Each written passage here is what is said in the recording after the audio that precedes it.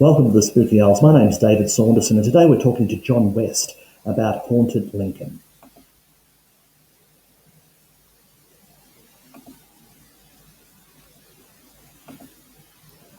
Hi, John. How are you? Oh, hi. Nice to be back. It's been a while, isn't it? It has been a while. It's been I think probably a few months, well over Christmas anyway. So we're back for a new year. We're starting to do videos. Lots of exciting things that's coming up, and one of the most exciting things I think you've got your new book coming out. Yeah, in April the 1st, April Fool's Day. I don't know if there's any meaning in that, but Britain's Ghostly Heritage. Looking forward to that, promoting it.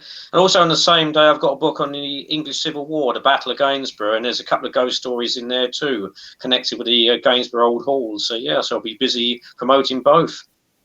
Okay, so you've got a lot coming up. But today, I remember a while back I was talking to you, and we were talking about the different haunted cities around Britain, and you said there wasn't a great deal around Lincoln. So you've actually done a bit of research into Lincoln, and that's what we're going to be talking about today. Now, a lot of that's going to be in your new book.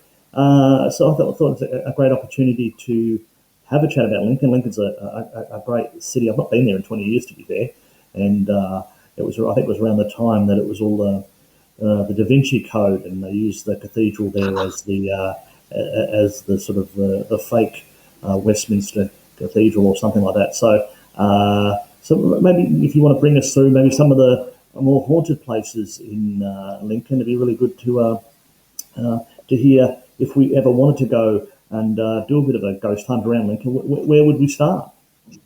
Oh yeah, well, Lincoln Cathedral. I've got to say before I talk about that, Tom Hanks loves Lincoln. He thought it was a beautiful city, and of course Lincoln's a Roman foundation. It was founded by the Ninth Legion. There was a Roman fortress there, and they went on to York, and we've talked about the Ninth Legion and the ghosts in a previous video. But Lincoln Cathedral is a haunted place. It was once the tallest building in the world for about 200 years, and there's some legends connected with it. That's photo was taken by Jason Figgis, by the way, my film partner. So I thought I'd plug in there. And basically, there's an interesting legend, first of all, before I get onto the ghost stories. It's Daisy. If I'm the wrong thing. I don't know if you've heard of him, but very famous little imp he is. And in the medieval period, he supposedly went to Lincoln with a friend of his. They went to Chesterfield first and twisted the church spire, and then got to Lincoln, and they broke in and they smashed windows and upturned furniture and pulled the clothing of the clergyman, and an angel appeared and said, "Please desist." And the Lincoln imp said, "No, I'm not going to." And she promptly turned him into a stone. And to this day, he sits on a pillar. And you can get loads of souvenirs and that. The other imp legged it, by the way. He was a clever one. He went. So, and actually, I've got a life-size copy of the Lincoln imp here, so I'll just show you. And there you go. That's the Lincoln imp. So go there and have a look at him. Very interesting chap. And so that's one of the legends. Another legend is the Bishop's Eye, and it's a lovely, lovely window in part of the cathedral. And when it was being made, a stained glass window, an apprentice was working on it, and his master was off doing something else in the cathedral. And when he came back, he was so upset that the apprentice had done such a great job that he threw himself off the gallery and killed himself. And to this day, there's a little sort of brown stain at the bottom of the Bishop's Eye, and supposedly that's where he hit the ground, and they couldn't get rid of his bloodstains. Couple of interesting legends there. I don't know if they're true, but I thought I'd tell you about them. Are there any hauntings? Now to ghosts. Yeah, ghosts, yes. Yeah, well, there's a couple of early ghost stories actually, quite early, and I've got to refer to my notes for this because I can never remember the names of the two bishops. But it was Bishop Robert, and he died in 1123, and he was buried in the cathedral. And apparently he didn't want to leave because there's some contemporary records which state that he was seen, and I'm going to quote this, walking around the aisles with other walking sprites. And he was so troublesome that the monks had to get together and say a few prayers to send him on his way. But apparently it didn't work because his hunting horn is still heard occasionally in the cathedral. I haven't been able to trace anyone who's actually heard it recently, so perhaps that should be a legend, I don't know.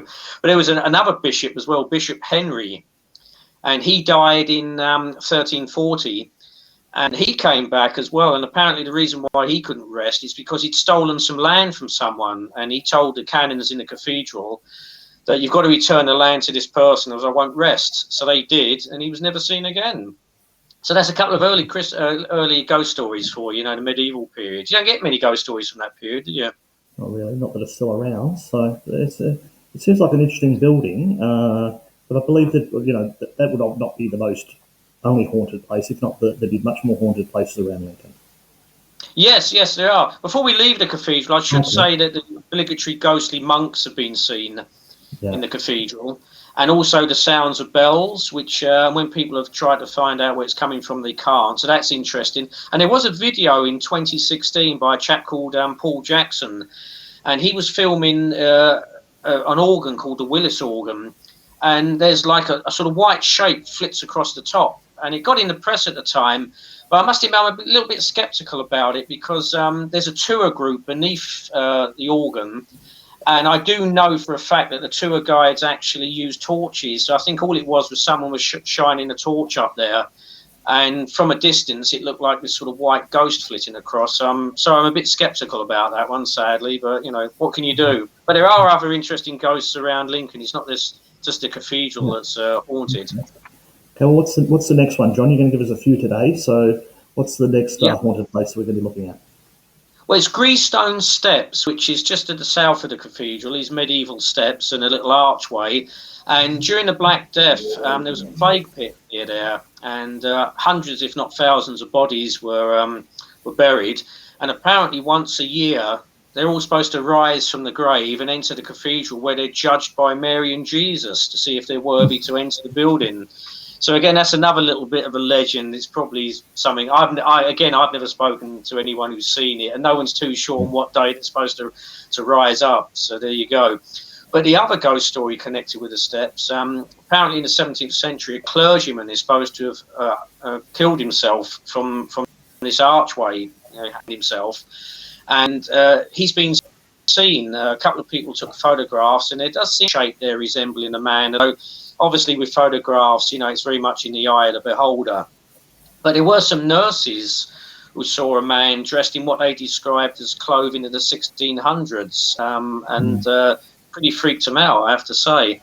There's another ghost story connected with the steps. A woman in the early 1990s was walking up there, and she saw a woman who she described as being dressed like a nun or a nurse, walking across carrying a baby, and then she vanished. And there was a hospital near there, so I'm wondering whether it's connected with that. And also in the Second World War, there was a house just off the steps. It was badly haunted. They kept hearing things being thrown around, and apparently it became so bad that the people living there were found carrying fear outside one night in their night. But nothing's been heard in the building since. The weirdest ghost story connected with the steps is a chap called Saint Hugh, and he was buried in the cathedral, and he's a patron saint of various things, including swans. I don't know why, but there you go. And two people broke into the cathedral and tried to steal some jewels that were in the chest where he was buried, and they couldn't break it open, so they dragged out the chest and dragged it down the stairs, and it burst open, and Saint Hugh's head fell out and fell down the steps. They were caught and were punished, presumably executed for their crimes. But since then, people have claimed to have seen his head bouncing down the stairs. And also some people have felt things hitting the back of their leg, which presumably is supposed to be his head. And people have heard footsteps as well. And also a lady took another photograph and claimed to have captured the shape of a horse and a rider on the steps. And it does look like that. But again, with these photographs, if you're told, oh, this is a particular thing, you're going to see it. So again, I don't know. It could have just been a shadow or some water vapor or something. But it's a pretty haunted spot, apparently. Yeah. So what's the next place, John? Because there's Lincoln Castle. A lot of Castle. stuff going on. Yeah. Oh, yeah. It's a very, like I said, if people go there, there's a ghost walk as well, which you can go on, and they would take you all around these places. Lincoln Castle is another place, which is just on the other side of Lincoln Cathedral. It was founded by William the Conqueror. Part of the walls, that's it there. Part of the walls on the one side run along the line of the old Roman defences. And Cobb Hall is where they used to execute people. And you can actually still go up there to this day and see the old metal clamps where the gallows used to be. And people have heard the sound of a trapdoor opening and closing. And also a woman in black is supposed to haunt the stairs. And a father claimed that this figure tried to push his child down the stairs, and he intervened and the figure vanished. There's also the Lucy Tower, where criminals were buried, and people have heard sobbing there and groans. It was also used as a prison. And the women's section, apparently a woman in Victorian clothing has been seen carrying a baby. Keys have been heard jangling, doors opening and closing, and people have felt an oppressive feeling. There's also a tower, which people have felt a sense of unease when climbing it, a sense of fear. Although, again, that could possibly just be because it's quite high and it's narrow steps, and that sort of feeling might be just connected with that.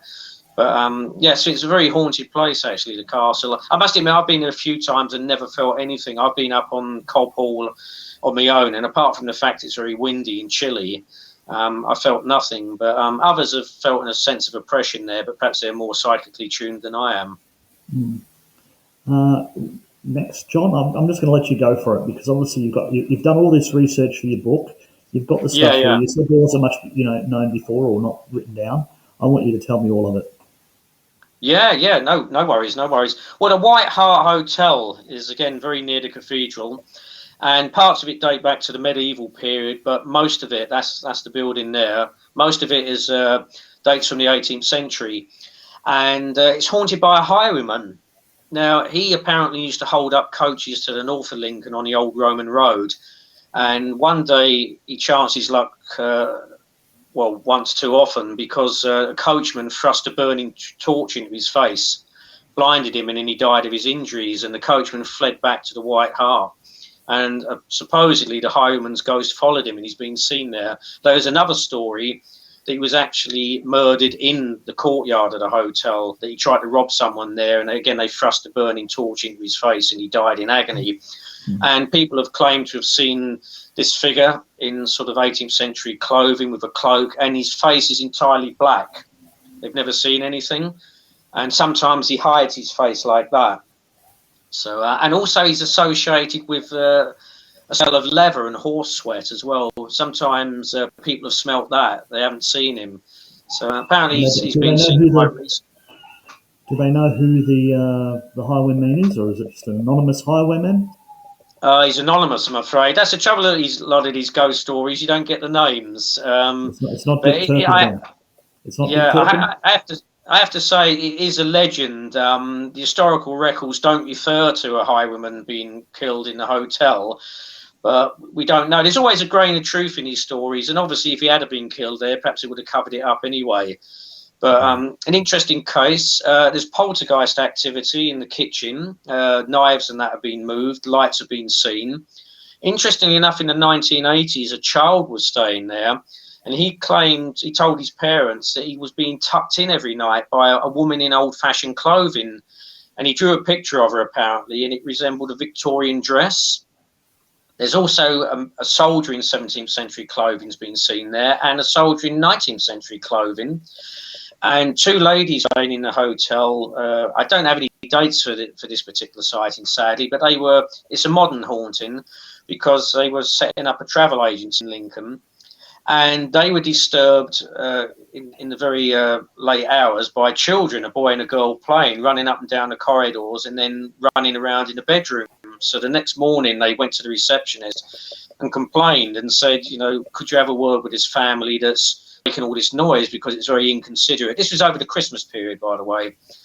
And the receptionist looked at them a bit puzzled, and she said, but there aren't any children in the hotel. And but they definitely heard children, so who were they? So we don't know. Also a suicide in the 1960s, sadly, a chap shot himself in the hotel, and people who stayed in the room where he killed himself have felt a sense of oppression and fear, and also heard a gunshot and the sounds of sobbing. And probably quirkiest haunting, a former owner of the hotel who occupied rooms overlooking Belgate, which is a little Roman road out the front. Uh, he had a jar, an antique jar stolen, and apparently people have heard since his death, him asking, "Where's my ginger jar? Where's my ginger jar?" So he couldn't move on because he never recovered it. And also the old Roman road, people have heard marching feet outside, but we don't know whether they're Roman soldiers or perhaps a different period because the English Civil War, there was a soldiers stay there. But yeah, so very haunted place indeed. So I feel I mean, having been there and been to York as well, it seems like a very similar type of town because they're both Roman towns and they've got the same kind of feel. Do you think that's right? I do. I mean, you think there's so much history in those two places, and you've had battles fought there, you've had plague, the English Civil War, things like that, and executions. I mean, York had a prison there where they executed people, as did most cities. But yeah, there's a lot of history there and a lot of atmosphere, and you can't imagine after 2,000 years of history that there's not going to be a psychic mark left, shall we say. Yeah. And I think, obviously York is sort of seen as one of the big one, the big haunted city of England next to London. But I think Lincoln could really, give it a run for its money. Definitely. It's a lovely city. I've been going there since I was a child, and actually in the 90s I did a guide to Roman Lincoln. I think it's published 1991. I've done a new version of it now, which will hopefully be coming out next year. So I've always loved that city. I've got very happy memories of going there with my parents as a child and that. And I lived in Lincolnshire for 6 years in the 1990s, so I often used to go there.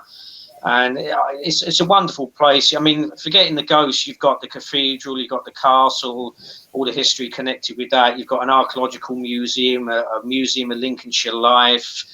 You've got the Jews' house, old bookshops, things like that. It's a wonderful place, and loads of old pubs as well. You want to go and have a drink and a meal. So I love it. It's lost its two second-hand bookshops, sadly, but that's happened all over the place. So what can you do? Blame Amazon. Yeah, you're talking about haunted pubs. Now you talk about the White Hart, and what other haunted pubs are there? Well, there's quite a few, but Green Dragon is an interesting pub, and it was empty the last time I was there. I think COVID helped kill it off and everything. It's by the River Witham, so it's the lower part of Lincoln, and what it was in the 1990s, a barmaid was working in there upstairs. And she saw this little old lady she described her as about 4.5 feet high, and sort of moved, sort of like that. It's almost like as if she had a bit of a hunchback, and she had a clay pipe and an old shawl. And she so scared her. She was totally solid, by the way. So scared her, she left her job. Well, a few years later, it was a landlord took over the place, and I've just got to quote his name, Andy McLaren.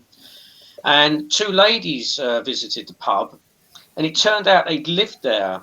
And when the pub was something else, there was shops and things there. And one of the ladies' relatives matched the description of the ghost that this woman had seen. And she was called Umbrella Mary, and she used to make and sell umbrellas there. And the reason why she was hunched over and was really short, because as a child, she had a spinal problem. And obviously back then they couldn't really do anything about it. But they said when they lived there, they'd never experienced any ghosts at all. So they imagine that, this lady, Umbrella Mary, is responsible for the things that have happened. There's also the Witham Suite, which is upstairs. And the same landlord that I just named, it was around about sort of Halloween period, funny enough, and he heard the sounds of a party going on in there. And when he rushed in there, it was empty. There's been poltergeist activity in the same room. People have gone out, and when they come back, chairs have been moved, leaflets have been thrown around the place. The cellars are haunted, where they've got all the equipment for the drinks and everything, the barrels. Taps have been turned on and off. They've heard noises down there. One of the most frightening things was a kitchen staff member left the kitchen, came back and found two carving knives crossed over on the table like that, and that freaked him out pretty much. So but as I said, it's empty at the moment, or was empty. It might have been taken over by someone, but it'd be interesting to see if it is a pub again, and there's apparently talk it might be turned into private flats or something, I don't know. Whether Umbrella Mary still haunts the place, who knows? Be interesting to find out and go back. Hopefully it goes back to being a pub, but you never know in these days, do you, what with COVID and stuff. It has been a big problem over the last 2 years, hasn't it? A lot of pubs have fallen over that might have been around for about, not years, but hundreds of years, and it's just hard to survive, I suppose. So there obviously seems to be quite a lot of haunted places there, and these are all mentioned in your book, John? The new book that's They are, coming out? yeah, Britain's Ghostly Heritage. There's a lot more mentioned in there. Perhaps we can touch on them another time. But yeah, when it's out on April 1st, there'll be a chapter on Lincoln's ghosts, including all the ones we talked about tonight and a lot more. And yeah, go out and buy it. You can pre-order it on Amazon, actually, if you want to. And it's also available direct from the publisher, JMD Media, along with the other book that's coming out on the Battle of Gainsborough.